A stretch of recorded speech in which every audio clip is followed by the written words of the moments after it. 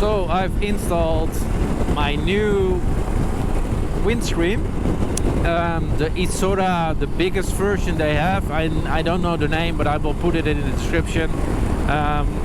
It's really windy today, and it could be a bit noisy, but I want to do a little review about this screen because I was surprised by the way it works.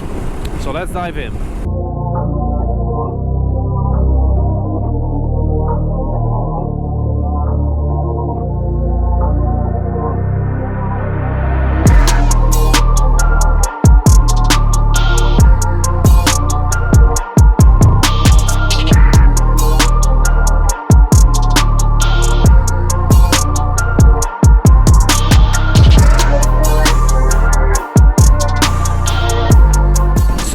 Okay, welcome to this video.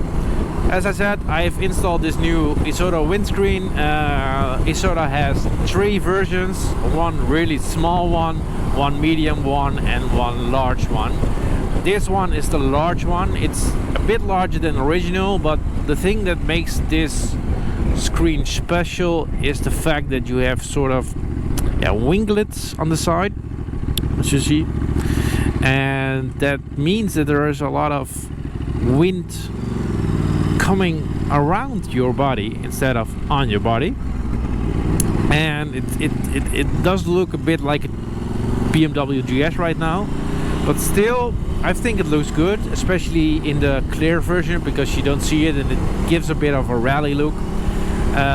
But it really helps. Yeah, it really helps on highway speeds, doing let's say 80 kilometers an hour, or that's around 50 miles or something like that. It works really good. The buffeting is a lot less. It's still noticeable, but not in the way that it was unbearable with the original screen. So that's a really big plus. And also when it just gives a much more relaxed ride, and I'm really happy with it.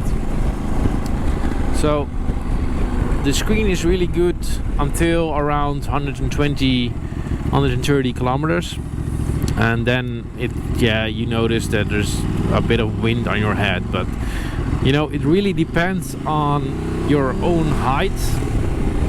It really depends on which helmet you're using. I'm using a Shoei GT-R 2 right now. It's a pretty clean helmet, no peaks or something like that.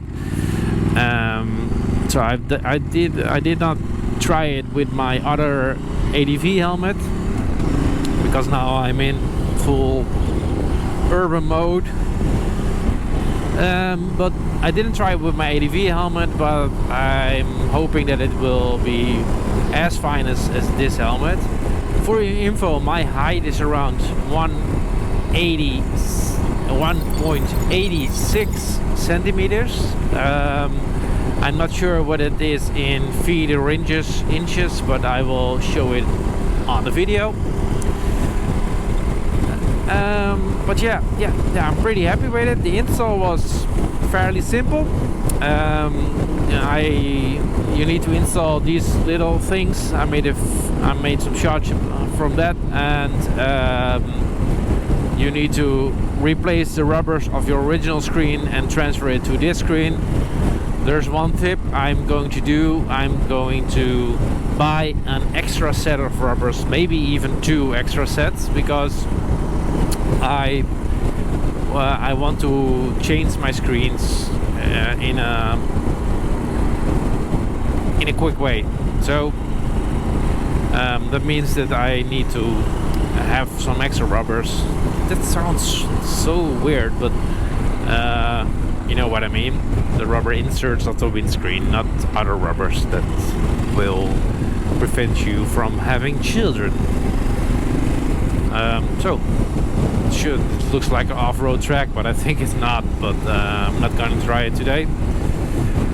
But yeah, I'm pretty happy with the screen. Install, as I said, was easy, and the buffeting is almost gone. It looks the part. I think it's around 130 euros, but I will put the exact price in the link, and also a direct link to the website.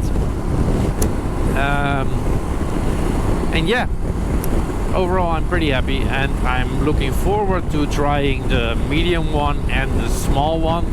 But for now the big one is good. I'm not going to use it as an off-road screen, because I do think that if I crash the bike and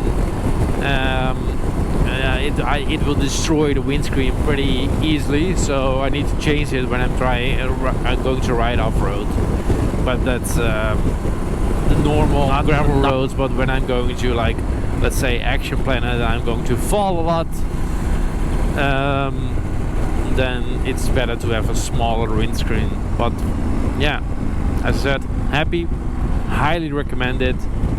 And yeah, I hope you like this video, and if you liked it, please leave a like, a subscribe, and maybe even a comment.